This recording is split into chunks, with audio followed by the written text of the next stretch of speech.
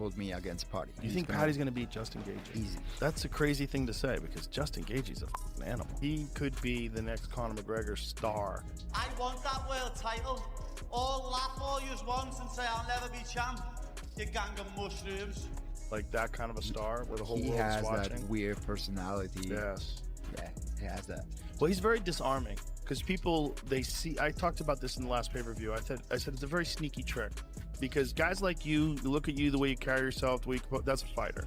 Like you look at that guy's a dangerous motherfucker. But when you see Paddy, he's dancing like this, his hair is flopping around like he's in the Beatles. You know, he's like, he seems silly, but then he fucks people up. Ilya or Paddy? I mean, the fight not happening. It's Justin or Paddy now. Paddy got to get past Justin.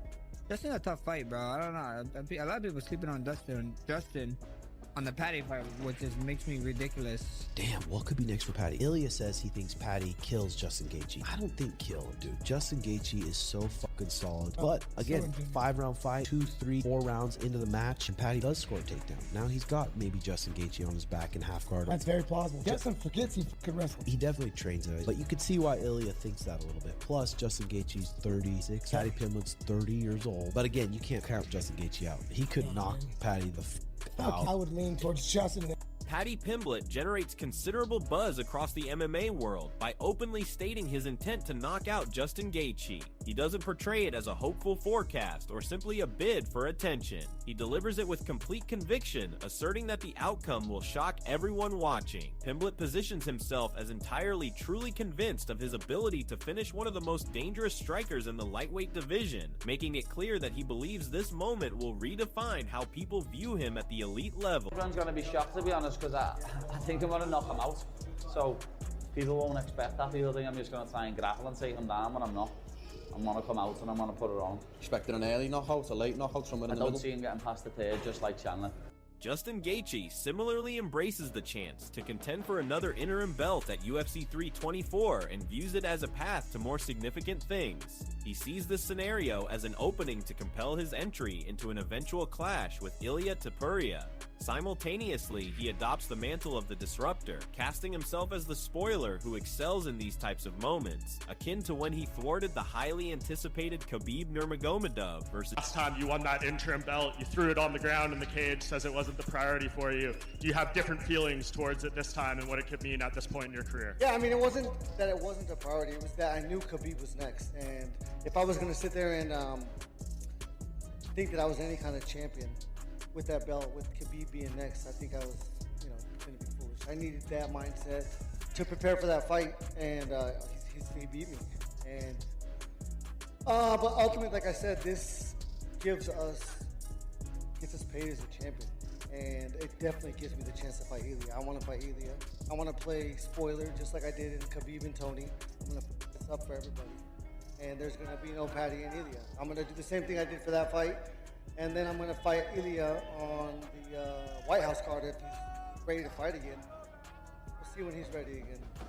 He is adopting a day-by-day method as he trains for UFC 324. He's focused on doing the work daily, building his readiness, and says he'll enter the bout fully ready and confident to defeat Paddy Pimblett and grab his title shot on the White House card. Justin Gaethje stated, "For now, it's just one day at a time. I'm gonna put in maximum effort. The days will build up, and I'll be extremely prepared and confident in my skill to beat Paddy and win my title chance on the White House card."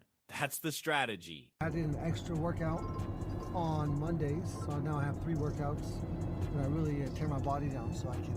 And then Tuesday, I have sparring and sprints. Wednesday, similar to today, but it's only 2 workouts.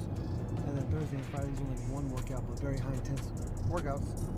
And so I think I'm going to be, I really knew for a fact that I was going to fight in the future, so I was, doing everything I could to be in the best shape of my life. Conversely, Daniel Cormier contends that with Islam Makhachev gone from lightweight, Arman Tsarukyan could be the premier fighter in the weight class. He positions Tsarukyan beside Ilia Topuria, underscoring that both excel not merely through skill, but from the momentum and intrigue they introduce to the weight class. From Cormier's perspective, there is an exceptional quality surrounding a potential clash between the two, and this bout is logical for the division's future. I think that Arman Tsarukyan is doing everything he needs to do to stay active. Listen, man, this guy might just be the best lightweight in the world. Since Islam's gone, he's really good, man. He's big, he's strong, he's physical. The champion, Ilia Topuria, is tremendous. I think Ilia and Arman are the two best guys in the world. I think they need a fight at some point because I think Paddy Pimblett is awesome. Justin Gaethje's awesome. Arman and Ilia seem to have something. And not only something in terms of skill, but between the two that we could build a great fight around, right? So yeah, I think Arman's fantastic though, man. He's good. He looked great against Dan Hooker too. Tsarukyan likewise regards himself as the UFC lightweight champion already. His name positioned at number 1, he views the title as an inevitability, not a goal. He believes the work is complete, the status earned, and only the official moment remains when the title is placed around his waist. Arman Tsarukyan said, "Number 1 next to my name for a reason. The belt is just a formality at this point." And Iria Faber posits Ilia Topuria holds a better shot at becoming a 3-division champion than Khamzat Chimaev or Alex Pereira. He highlights Topuria's abilities and believes his potent force could extend well into heavier divisions. You see a guy currently in the UFC or in the future of the UFC having 3 belts before it's all said and done, 3 different weight classes. Maybe it's a Khamzat Chimaev, maybe it's an Alex Pereira, maybe it's somebody else. Do you see it happening, Uriah? I could say Ilia Topuria.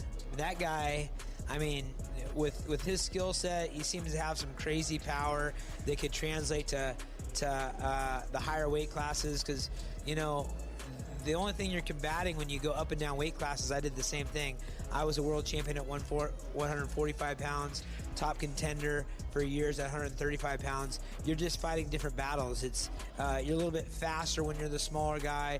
You're a little bit stronger when you're the bigger guy. But it really comes down to technique, willpower, and the fighting spirit. And I think Ilia right now, he has those. Concurrently, Dan Hooker asserts Ilia Topuria exhibits scant desire to combat Arman Tsarukyan. He characterizes Tsarukyan as one of the hardest stylistic opponents in the category, thinking many challengers shun him. In Hooker's view, Ilia's lack of fighting indicates reluctance, implying he considers Arman a significant... Pulling out Ilia, he would fight. He would win that fight, you reckon? I think there's a reason that Ilia doesn't really want to get in the octagon with him. I think Arman's a problem, and it's everyone in the division is kind of ducking him at the moment. You know, Ilia's taking some time off, and then the other two don't want to fight him. Paddy and Gaethje, they both don't want to fight Arman, so now they're fighting each other. So he's kind of just left in the lurch. Maybe I'll get past BSD, and I think I'll be the only guy to put my hand up to run it back with Arman. Ilia Topuria rejected accusations of him sidestepping Arman Tsarukyan, replying with mockery instead of worry. He challenged Arman's dependability, asserting that genuine rivals don't contrive excuses facing tough situations. Topuria characterized the critique as mere static, transforming the occasion into a trial of grit, not talent. Preguntarte directamente, toda la gente dice que tienes miedo de Arman y te tengo que preguntar por eso. Bueno, al final ya sabes lo que pienso sobre la opinión de los demás. Arman, bueno, es un buen luchador, ha tenido sus oportunidades en las que se ha negado a competir, ha tenido su oportunidad de pelear por el campeonato del mundo, se ha retirado del combate. Todos los luchadores hemos enfrentado dolores de espalda, dolores de brazo, de pierna, de todo, y aún así nos hemos presentado en el combate. Él por alguna razón no. Y él sabe cuál ha sido esa conversación interna. Tal vez se ha tenido que cambiar los calzones después de tomar esa decisión. Ilia Topuria also sought to ridicule Arman Tsarukyan, discarding all semblance of respect between them. He characterized the event as exceeding usual pre-fight banter, signifying his patience for Arman as a competitor had evaporated. His demeanor showed clearly their contention had grown overtly aggressive, preparing the ground. Que tienes una persona enfrente a la que le estás dando cariño, en la que estás invirtiendo el dinero, que realmente te está devolviendo las cosas de esa manera, al final tú le seguirías dando cariño. No.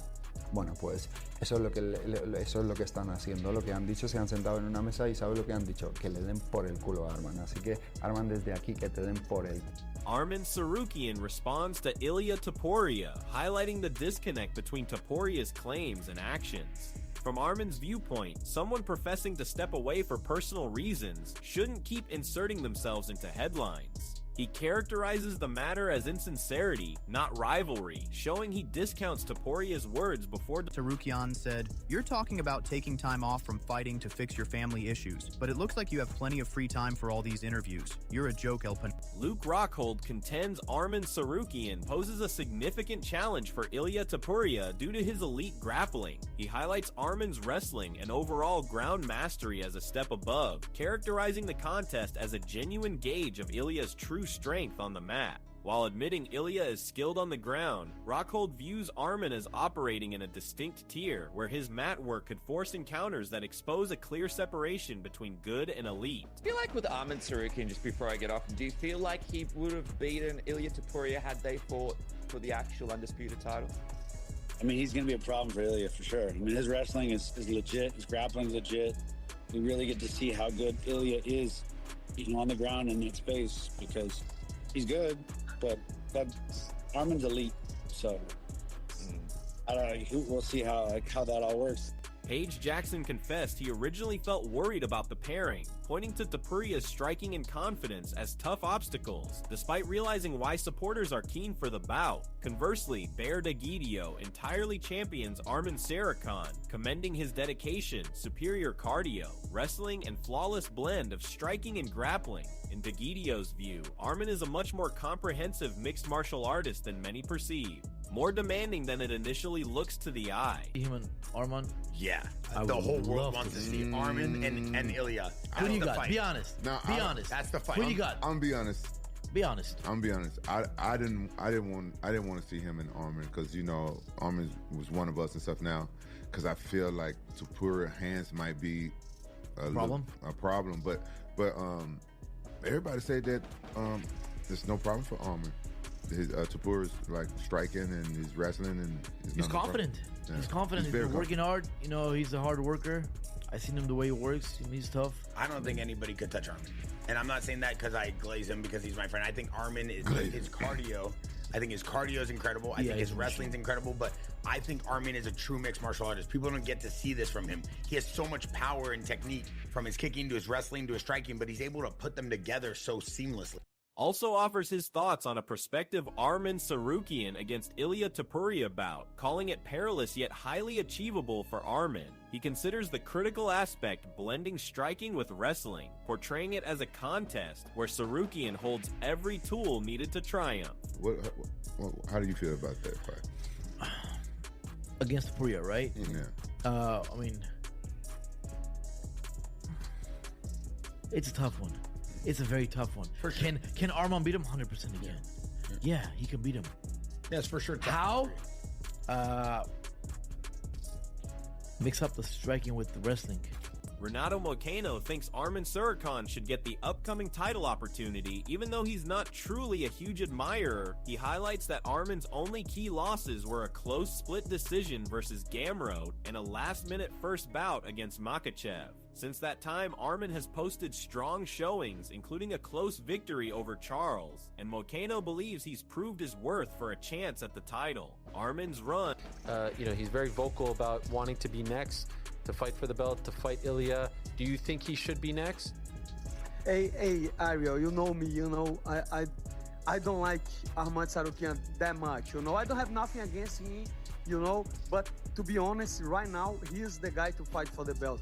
I think with the performance that he had, and if you watch his record on UFC, like he only lost to Gamrot, and that was a very hard fight. There was a split decision, if I remember. Maybe I'm mistaken, but there was a close fight, and then he lost to Makhachev on his debut, like with very short notice. So the guy against Joel Alvarez, he did a very good job, and now he beat Charles. Was a split decision too, but after that one, I think he's the #1 contender. I think he should be fighting for the title next. Jorge Masvidal also endorses Arman Tsarukyan, maintaining he's restricted despite his obvious standing among the division's top. Masvidal sees Arman as a premier lightweight, pressing him to continue overcoming top-tier rivals to prove his worth, establishing him as vital to the division. Way over Gagey, and I feel like Arman should be way over Paddy, but he does have that hiccup. So what does he do? Does he sit out, or does he go out there and make his case? Get another one of these top 5 guys, Arman, I say, take their head off because there's nobody there that can beat him, and keep it moving, brother. Then they can't deny you. I think he has to go out there, just beat somebody else, and not even Dana White is saying, no, I'm not giving this guy a title shot. After that, there's no way, And the fight to see in 2026 is Arman versus Ilya. Those are the best guys at 155 pounds right now. Let's see it. And Arman Tsarukyan has named himself the alternate for UFC 324, standing ready to fill in should issues occur between Justin Gaethje and Paddy Pimblett before their bout. Отдыха не будет, так как я буду, можно сказать, запасным, но неофициально запасным на бой против Гейджи. То есть, если кто-то из них травмируется, то я буду готов долететь за неделю, за 10 дней, за 5 дней. То есть я буду подводить свой вес, да, я не буду гонять его в день взвешивания. Но если я им понадоблюсь, то я буду там. Из-за этого нужно мне держать форму, тренироваться, делать спарринги и постараться не травмировать себя в этих схватках. Но при этом же выложиться на 100%, чтобы люди обрадовались, пришли посмотреться за красивым зрелищной схваткой. И отдохну после уже боя Пимблетта. Concurrently, Ilia Topuria believes the UFC might have contingency strategies for Justin Gaethje should he defeat Paddy Pimblett, yet he disclosed no specifics and wondered if Gaethje could truly disrupt those schemes. Más emocionantes para el público. Y Justin dice, yo les voy a echar el plan a perder al UFC y voy a pelear con Ilia en la Casa Blanca. ¿Te gusta esa idea? Porque obviamente Justin es de los candidatos, porque es estadounidense, porque ha estado cercano al presidente Trump, etc. La verdad que yo siempre acepto la voluntad de Dios, lo que Él quiera que pase para mí será bueno. Si gana Paddy, si gana Justin Gaethje, realmente si gana Justin Gaethje, la UFC tiene planes diferentes de las que no puedo hablar en este momento. Pero bueno, si me ofrecieran pelear con Justin Gaethje en la Casa Blanca, también sería un combate muy emocionante para mí.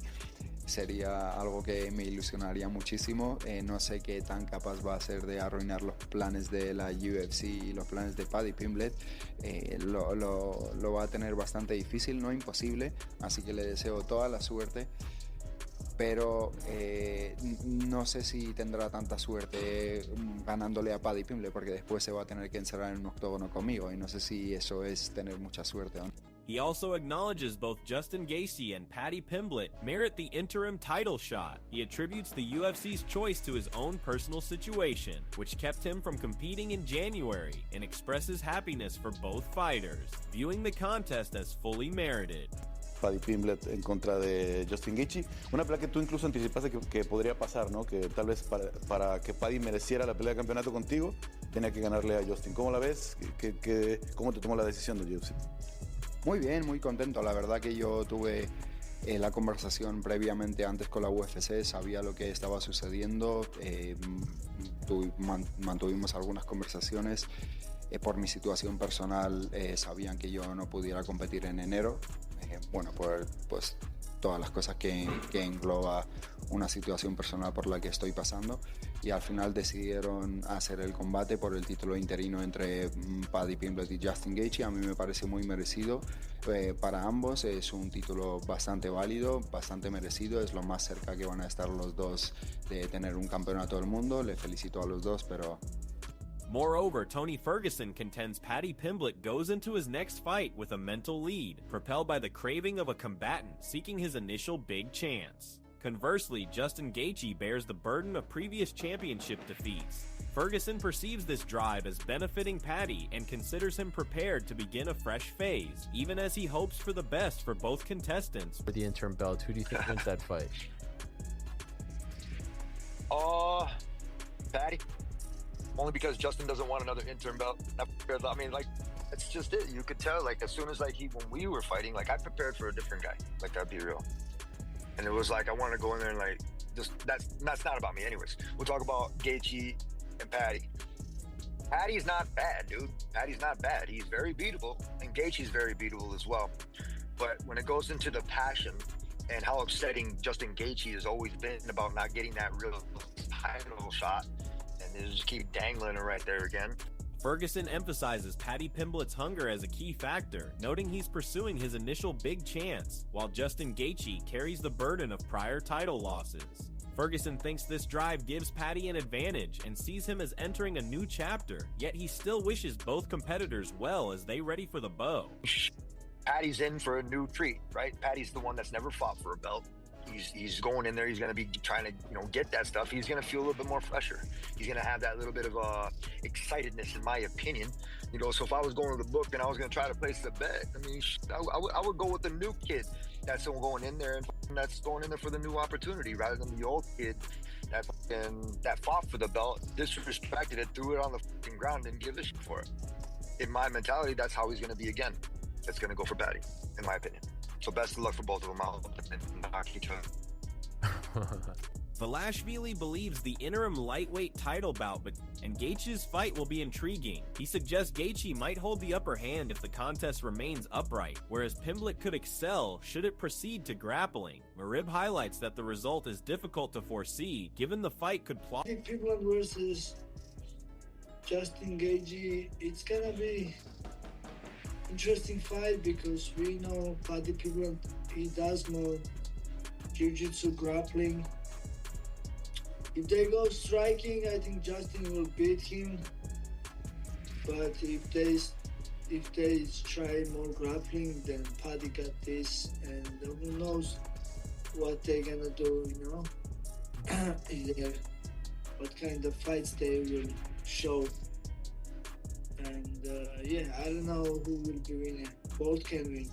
Merab thinks the victor of Paddy Pimblett against Justin Gaethje will encounter a formidable opponent in Ilia Topuria. He characterizes Topuria as a dominant combatant with potent striking, robust wrestling, and elite jiu-jitsu, offering scarce openings for either contender to find success. Like whether it is Paddy or Justin, how do you think they fare against when Ilia is ready to return?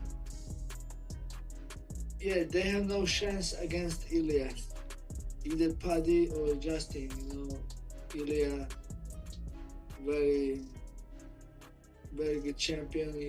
We know he hits hard, and also he's good wrestler, good jiu-jitsu. That's it for today's video, and we truly hope you enjoyed it. Leave your thoughts in the comment section below, and remember to like and subscribe to our channel always for more incredible MMA videos coming soon.